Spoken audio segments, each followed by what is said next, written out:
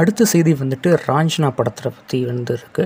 இது வந்து தனுஷ் வந்து நடித்த படம். இந்த படம் வந்துட்டு 2013, 14 அந்த காலகட்டத்தில் வந்துட்டு ரிலீஸ் ஆன ஒரு ஹிந்தி படம். இது வந்துட்டு தமிழில் வந்துட்டு அம்பிகாபதி அப்படின்ற பேரில் வந்துட்டு தமிழ் டப் பண்ணி ரிலீஸ் பண்ணியிருக்காங்க.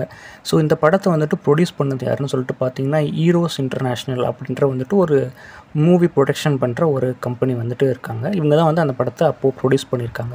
ஸோ அந்த படத்தில் வந்துட்டு எண்டிங் சீனில் வந்துட்டு பார்த்திங்கன்னா வந்துட்டு தனுஷ் வந்துட்டு இறந்து போயிடுற மாதிரிக்கும் அந்த கதையோட ஒரு முடிவு வந்துட்டு இருக்கும். ஆனால் இப்போ வந்துட்டு அந்த ஈரோஸ் இன்டர்நேஷ்னல்ன்ற கம்பெனி வந்துட்டு என்ன பண்ணியிருக்காங்கன்னா, இப்போ இருக்கிற ஏஐ டெக்னாலஜி மூலமாக அதை ரீஎடிட் பண்ணிவிட்டு இப்போது அந்த படத்தில் வந்துட்டு தனுஷ் இறந்து போகிற மாதிரி இருக்கிற சீனை வந்துட்டு அவங்க ரீக்ரியேட் பண்ணி அதை தனுஷ் இறக்காத மாதிரிக்கும் வந்துட்டு அந்த ஸ்டோரி லைனே வந்துட்டு வித்தியாசமாக மாற்றி வந்துட்டு அந்த படத்தை வந்துட்டு ரீரிலீஸ் பண்ணுறதா வந்துட்டு ஒரு இது பண்ணியிருக்காங்க.